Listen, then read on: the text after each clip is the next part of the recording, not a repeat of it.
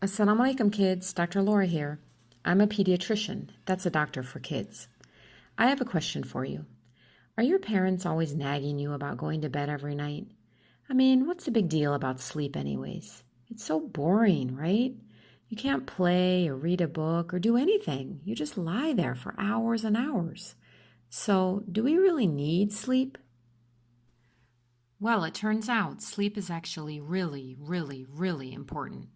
Even more important than eating your veggies or doing your homework. But don't tell your parents I said that. Have you ever heard of the Guinness Book of World Records? It's a book which lists records for strange things, like the world's longest tongue on a dog, the world's longest mustache, or the most number of people ever stuffed into a phone booth. Well, in 1964, which was a long time ago, okay, maybe not that long ago, a 17-year-old named Randy Gardner got into the Guinness Book for staying awake for 11 days. He didn't sleep for 11 days. It was for a school science fair, which he won, by the way.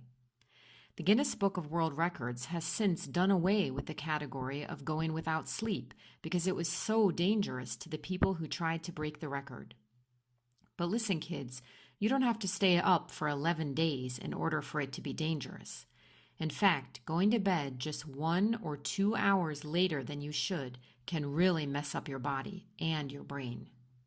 For example, your body makes something called growth hormone, which causes you to grow up big and strong.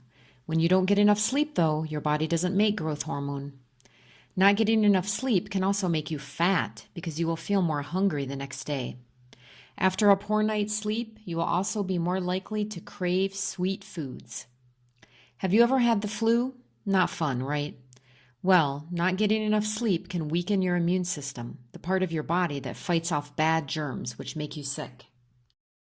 Do you have to memorize a lot of things at school? For example, Quran or spelling words? When you get a full night's sleep, it becomes much easier and faster to memorize, and the things you memorize the day before will be more likely to stick. So how can you know if you're getting enough sleep?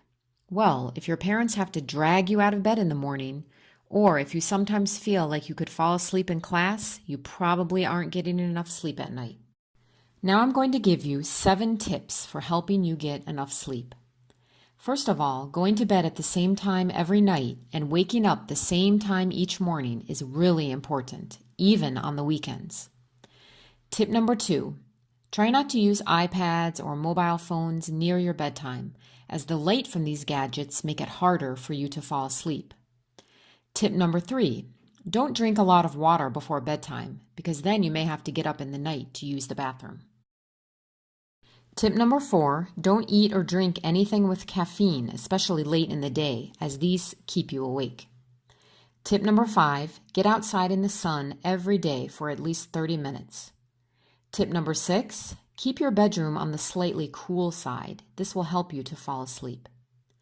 Tip number 7, before bed, take a hot bath, read a good book, or rub some essential oils on the bottom of your feet to help you feel drowsy.